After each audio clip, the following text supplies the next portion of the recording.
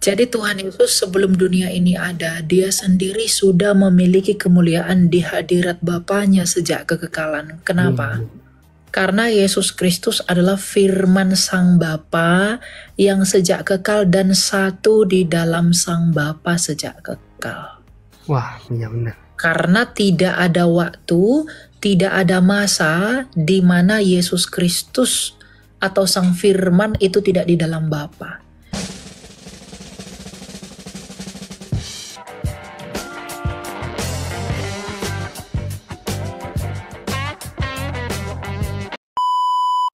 Pak, Kak Elia mau nanya dong.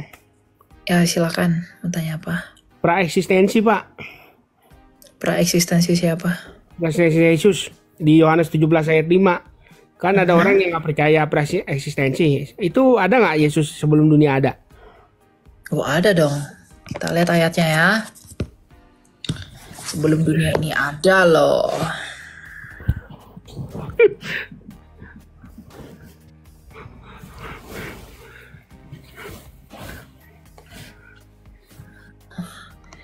Doa Yesus, Yohanes 17 ayat 5 ya. Oleh sebab itu ya Bapa, permuliakanlah aku padamu sendiri dengan kemuliaan yang kumiliki di hadiratmu sebelum dunia ada. Jadi Tuhan Yesus sebelum dunia ini ada, dia sendiri sudah memiliki kemuliaan di hadirat Bapanya sejak kekekalan. Kenapa? Karena Yesus Kristus adalah firman Sang Bapa yang sejak kekal dan satu di dalam Sang Bapa sejak kekal. Wah, benar-benar. Karena tidak ada waktu, tidak ada masa di mana Yesus Kristus atau Sang Firman itu tidak di dalam Bapa. Gitu. Yang datang menjadi manusia itu memang 2000 tahun lalu. Firman itu menjadi manusia itu 2000 tahun lalu. Tapi firman itu sendiri sebelum menjadi manusia, dia sudah di dalam diri Bapa yang sudah ada sejak kekekalan sampai kekekalan. Gitu. Jadi apakah Yesus itu dari kekekalan? Ya, dia dari kekekalan. Gitu ya. Berarti Yesus ikut pencipta dong, Pak ya? Iya, dia adalah pencipta. Baca Yohanes 1 ayat 3. Kita baca ya. Yohanes 1 ayat 3. Dikatakan begini. Dari ayat 1 ya. Pada mulanya sudah ada firman. Firman itu bersama-sama dengan Allah Sang Bapa dan firman itu adalah Allah. Ia pada mulanya bersama-sama dengan Allah. Segala sesuatu dijadikan melalui firman dan tanpa firman tidak ada sesuatu pun yang telah jadi dari segala yang telah dijadikan. Di dalam dia, di dalam firman ada hidup dan hidup itu adalah terang manusia. Ya. Nah, jadi apakah Yesus Kristus ikut mencipta? Ya dialah yang menciptakan kita. Karena Sang Bapa, Allah Tritunggal, itu menciptakan manusia menurut gambar dan rupanya. Nah gambar Allah ini siapa? Dalam Kolose 1 ayat 15 gambar Allah adalah Yesus Kristus sendiri. Ya.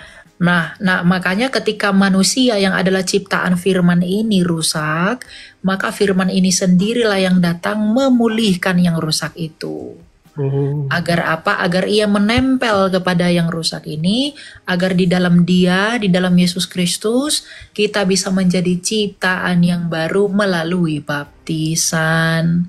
Makanya kalau orang bertanya, mengapa firman harus menjadi manusia? Ada banyak orang bertanya begini, apakah untuk memperbaiki sepeda saya harus menjadi sepeda? Begitu ya. Nah mereka lupa bahwa sebenarnya mengapa firman Allah harus menjadi manusia? Karena ciptaan dari firman itu udah mulai rusak. Maka penciptanya yaitu firman itu menempel kepada manusia agar manusia itu menjadi baru. Sama seperti misalnya saya menciptakan sebuah gambar batik dengan batik cap. Nah, kalau gambar batik saya ini itu mulai rusak, saya tinggal menempel capnya aja, agar dia jadi baru. Nah, firman manusia itu diciptakan oleh pola firman itu. Nah, ketika firman itu menciptakan manusia, manusia ini mulai rusak, maka firman itu menempel kepada kemanusiaan agar dia manusia itu menjadi baru. Makanya di dalam Yesus, di dalam kemanusiaan Yesus Kristus, melalui iman kita kepada Dia, maka kita menjadi ciptaan yang baru. Begitu. Berarti ya? Kak Elia berarti Yesus benar turun ke dunia dong ya, jadi sebagai hamba ya, kenosis ya. Iya, Kan ada ia yang nggak setuju. dalam Filipi 2 dikatakan ia yang walaupun dalam rupa Allah tidak menganggap kesetaraan dengan Allah. Berarti dia berkenosis, mengosongkan dirinya. Oh, berarti kalau yang nggak ngajarin itu sesat dong ya berarti kayaknya. Enggak ngajarin apa? Nggak ngajarin persistensi sama kenosis.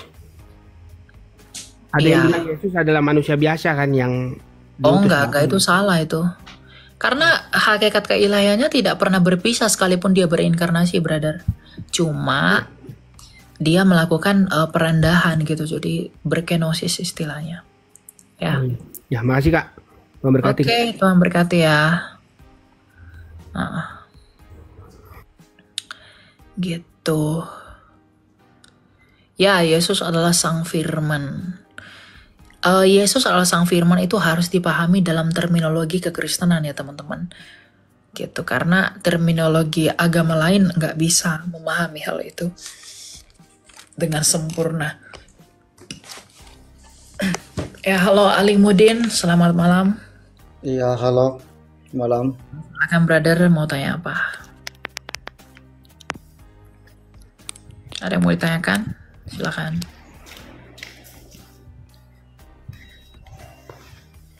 Halo? Ada yang mau kamu tanyakan? Ali Mudin? Iya, ada.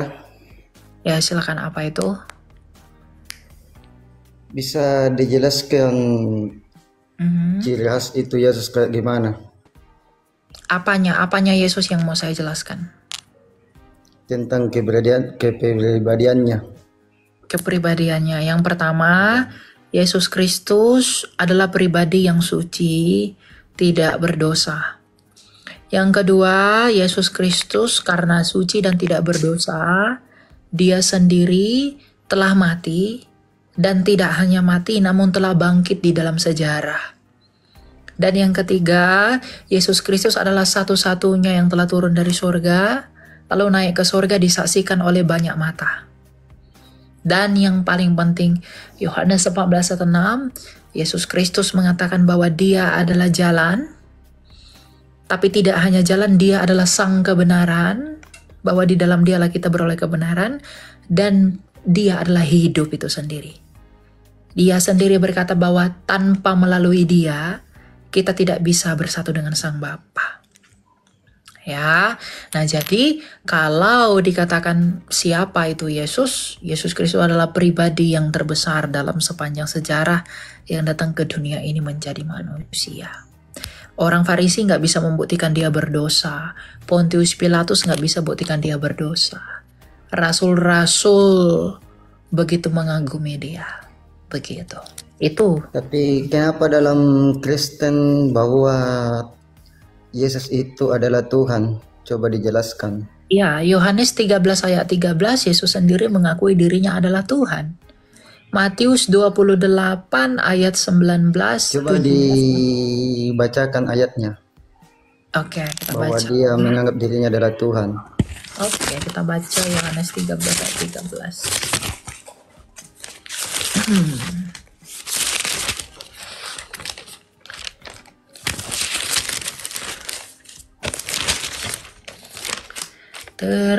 Terpujilah Kristus, ya. Ayat 13. Kamu menyebut aku guru dan Tuhan, dan katamu itu tepat sebab memang akulah guru dan Tuhan. Jadi jikalau aku Tuhan dan gurumu, membasuh kakimu, kamu pun wajib saling membasuh kakimu. Begitu. Itu Alkitab Perjanjian Lama atau Perjanjian Baru? Ini Injil brother, perjanjian baru. Perjanjian Baru. Apa di Perjanjian Lama itu sudah ada? Kamu ngerti nggak perjanjian lama itu apa? Perjanjian lama itu nggak ada Yohanes. Perjanjian lama itu, perjanjian baru itu bukan perjanjian lama yang diubah-ubah. Perjanjian baru itu adalah tulisan para rasul setelah Yesus lahir. Perjanjian lama itu tulisan para nabi sebelum Yesus datang. Jadi kalian mungkin berpikir perjanjian baru itu adalah perjanjian lama yang direvisi, diubah-ubah, diedit-edit. Bukan. Oke. Kiranya itu Injil itu datang setelah Nabi Isa itu telah datang. Injil itu Yesus itu sendiri. Iya. Kan Injil itu kan arti Injil kan Evangelion. Nah, artinya sang kabar baik. Nah, Yesus itulah sang Injil itu. Nah, Ketika Injil pertama datang, apa ayat itu sudah ada? gini, kamu jangan pakai iman Islammu untuk menilai kami. Kamu berpikir Injil itu diturunkan dari langit, itu nggak pernah diyakini Kristen, brother. Jadi, kalau kamu mau tanya Kristen, kamu jangan bawa kerangka berpikir Islam. Jadi seakan-akan Injil itu diturunkan dari surga, enggak. Injil itu Yesus itu sendiri. Nah, catatan kisah sejarah mengenai Yesus yang adalah sang Injil ditulis oleh Matius, Markus, Lukas, Yohanes. Makanya disebut Injil sinoptik. Jadi jangan, kalau kamu bertanya apakah surah itu sudah ada, ini nggak diturunkan seperti Quran. Kalau Quran kan diturunkan satu persatu oleh Allah melalui Jibril. Kami nggak Jadi pernah Tuhan yang kami. menerangkan itu ayat tadi itu adalah para rasul dari pengikut Yesus. Ini Yesus atau sendiri yang sendiri? ngomong. Ini Yesus sendiri yang ngomong. Dan ditulis para rasulnya Yesus. Gitu. Kenapa bisa begitu? Padahal di dalam Al-Quran itu mengatakan bahwa Iya, itu Al-Quranmu baru ada di abad ke-7. Jangan kamu bawa ke kami. Nggak bisa. apa Gitu loh. cuma ayat itu diadakan saja atau Oh, ini nggak diada-adakan. Ini Rasul Yohanes ini penulis dari saksi mata loh. Makanya baca 1 Yohanes 1. Apa yang kami raba, apa yang kami lihat, apa yang kami dengar, itulah yang kami tuliskan kepadamu sebagai untuk membentuk semangatmu di dalam apa yang telah kami pegang secara kokoh. Gitu, makanya mereka rela mati demi Yesus. Mereka semua rela mati demi pemberitaan Injil. Karena mereka melihat betapa ajaibnya pemberitaan ini, gitu loh. Jadi kamu jangan bandingkan dengan kitab kamu. Karena ya jujur aja kamu harus mengakui kitab kamu baru ada di abad ke-7. Gitu loh. kenapa setelah Nabi Isa wafat baru ada sekumpulan ajaran yang lain, padahal dari ajaran Nabi Nuh itu kita itu semuanya itu satu ajaran. Kenapa? Oh enggak. Emang apa yang diajarin oleh Nuh? Hah? Apa yang diajarin oleh Nuh? Nuh ngajarin Hanya sabar. Nabi Nuh itu rasul pertama dan dia menyuruh kita hanya menyembah kepada Allah Subhanahu wa taala. Oh enggak, Allahmu belum ada di situ, brother. Karena Allah baru di abad ke-7. Nuh enggak mengenal tanah Arab. Gitu. Nuh itu enggak mengenal Arab. Jadi kalau kamu bilang Nuh menyembah kepada Allah, enggak ada dalam kitab suci Nuh menyembah Allah. Karena Allahnya Tuhan Mungkin bangsa hanya Arab. di kitab Kristen tidak ada. Enggak, di kitab Yahudi pun enggak ada. Kitab Yahudi ini yang kami pakai. Perjanjian lama kami itu dari tanahnya orang Yahudi. Kalian kan nggak pakai itu. Bahkan perjanjian lama Yahudi pun kalian nggak pakai. Perjanjian baru kami pun kalian nggak pakai. Kalian kan buat sendiri. Iya, jadi ketika Gitu. Jadi kalau kamu bilang Allah itu jadi ketika disembah oleh disuruh membuat Dengar bendera dulu, itu dengar dulu. dari firman Kalau kamu siapa? bilang Allah, Kalau dia bukan dari firman Allah. bukan. Kalau kamu bilang Allah itu, kalau kamu bilang Nuh itu menyembah Allah, enggak. Karena Allah kamu hanya ada di Quran kamu. Di kitab kami ini enggak ada Allahmu. Dan Nuh pertama kali Itu kan dimention di kitab dalam kamu, bukan di kitab kami. Iya, makanya kan kitabmu belakangan datangnya. Kitabmu kan paling baru gitu loh. Bahkan perjanjian baru kami sudah selesai di kanon, kitabmu baru ada 400 tahun setelahnya. Iya, kitab Gitu. Al-Quran memang dibelakang, tapi dia membahas Ya memang paling memang yang di belakang ada manusia terakhir yang sudah datangnya. membahas itu sampai akhir kiamat. Jadi dia jangan sudah jadi membahas. gini, jangan gunakan kitab suci kamu untuk menilai kitab suci kami, nggak bisa. Karena nggak satu sumber gitu. Intinya begini, maksud saya kenapa pada awalnya itu seluruh nabi itu mengutamakan harus menyembah satu titik tertentu, yaitu Satu cuma titik Allah. apa? Satu titik apa? Satu titik tertentu itu ya kita harus menyembah kepada Allah. Tapi kenapa Iya Allah di Bapa kan, Kristen kita Allah harus kami kan menyembah?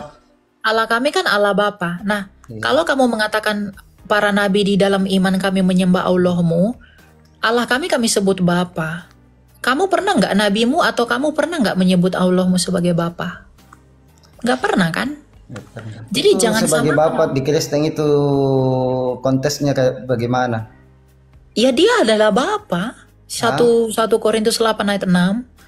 Bagi kita hanya ada satu Allah, yaitu Sang Bapa. Kamu kan nggak pernah menyebutnya sebagai Bapa.